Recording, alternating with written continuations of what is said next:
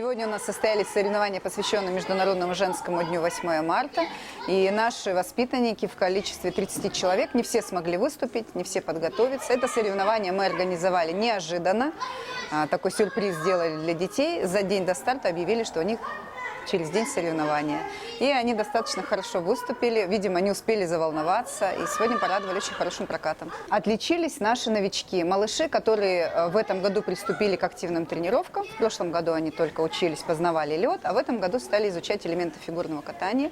И мы им поставили программу по разряду «Новичок». 3 девочки наши маленькие: Катя Оплавина, Соколова Маргарита, Ефросалина.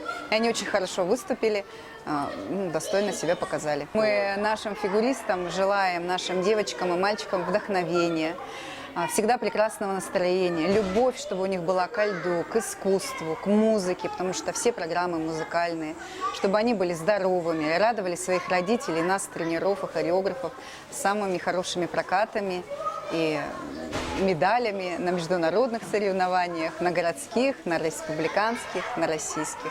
Кстати, мы недавно съездили в город Сочи на соревнования и привезли очень много медалей, и первых, и вторых, и третьих мест. Поэтому наши детки молодцы, мы очень ими гордимся и радуемся за их успехи.